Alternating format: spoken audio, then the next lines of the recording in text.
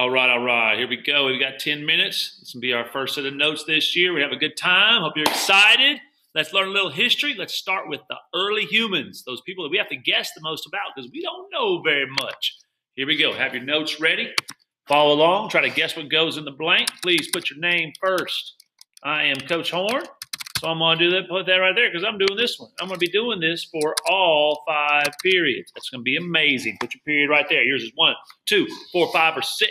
Here we go. Early humans. We're going to be studying. That's right. Early humans will be studying a subject called history. All right. You got it. You got it. And history is the story of, it's us, you and I, humans, in the past. It tells what they did and what happens to them. Now, who are the people that study them? Who are they? What are they called? Historians. That's right. Historians are people who study and write about the human past. They tell us that history began about only 5,500 years ago. That's it. That's when history began. Whoa, hold on. There's more than that, though. So, see, watch this. Comma, when people first began to write. So we're saying that history started when people first began to write things down. But people lived before that. See, the story of people really begins in what we call history. And that's where we will begin, in prehistory, which is that time before people developed writing. Very good, very good. All right, keep up. If I need to slow down, you need to speed up. Let's meet in the middle. Here we go. Tools of a discovery. What we know about the earliest people comes from the things they left behind. Scientists have worked to uncover, what are they trying to uncover? Clues about early human life. All right, one person is called an archaeologist who looks for evidence buried in the groundwork settlements that might once have been. They dig up and study, things that people have made. These are called artifacts, which are weapons and tools or other things. They have to be made. So artifacts are made by the humans. They also look for, fossils.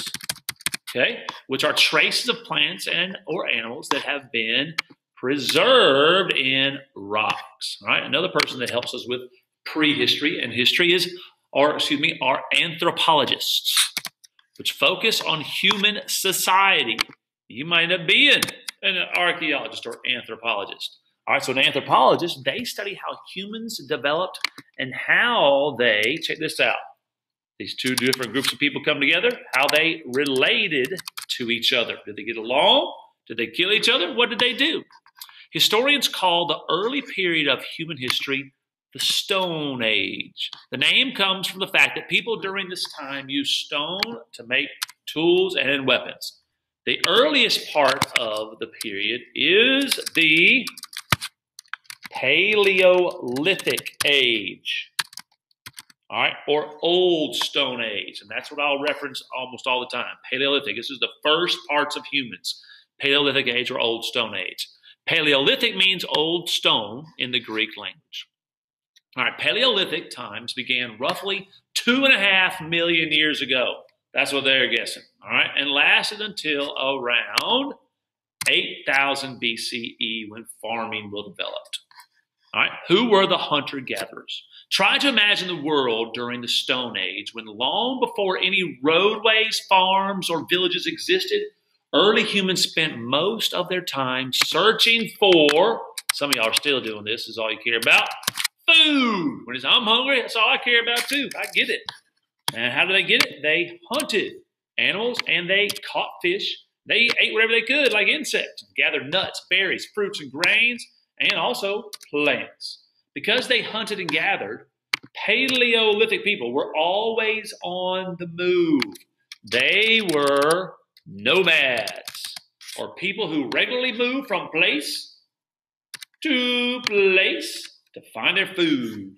They traveled in bands of approximately 30 or so members because it was safer and made the search for, what are we looking for again? Food. Easier. All right. Men and women did, what did they do? They did different. They did different tasks within the group. I should say within the group, not will. Within the group. Women stayed close to the campsite, we think, which was typically near a stream or other water source. They looked for the children and searched nearby woods and meadows for berries, nuts, and grains. They were the gatherers, it's saying. When men hunted animals, an activity that sometimes took them far from, it wasn't a permanent home, so we'll call it a camp, they had to learn the habits of the animals and make tools for the kill. At first, they used clubs and drove the animals off cliffs, we think.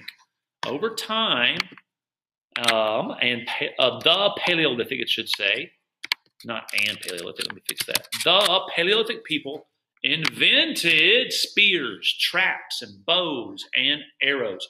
Those folks were smart. All right, we're 6 minutes in. We have 4 minutes left. All right, adapting to the environment.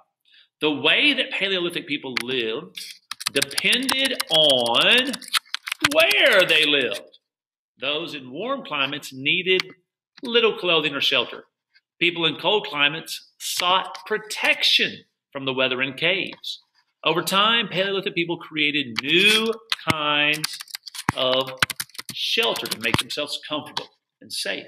The most common was probably made of animal parts or the skins, all right, held up by wooden poles.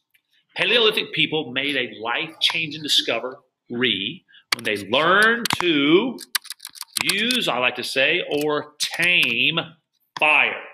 Fire gives warmth to those gathered around it, and it lit and lights the darkness and scares away the wild animals.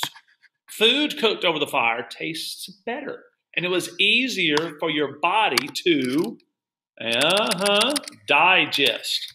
You actually start digesting your food outside your body when you cook it.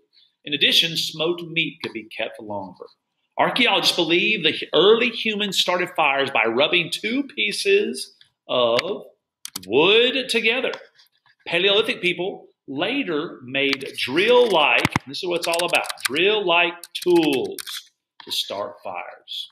And I'm going to pause. No, I'm not. I'm going to keep going. All right, let's go to the Ice Ages. What were the Ice Ages?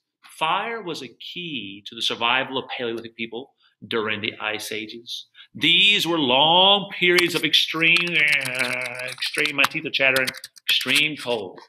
The last Ice Age began, we think, this is a guess, 100,000 BCE.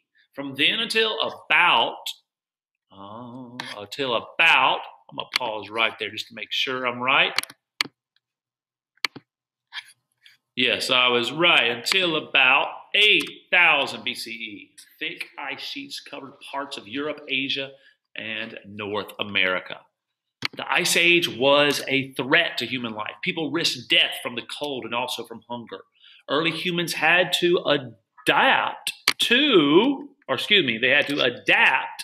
by changing their diet, building sturdier shelters, and using animal furs to make warm clothing. All right. Where am I? That's right. That's the word I'm looking for. The mastery of fire helped people live in this environment. All right. In language, let's look at that. Language, art, and religion. Another advance in Paleolithic times was the development of, spoken language. Language made it far easier for people to work together and to pass on the most valuable thing on the face of the earth. The most valuable thing on the face of the earth that you can pass on to your children. It's not some Air Jordans. It's not a car. It's not a house, but it's knowledge. On that note, the most valuable thing on the world, I'm going to stop right here, is passing on knowledge. And that's what we're trying to do here at school. So I'm going to stop. This will end part 1 of early humans. That's right. See you next time.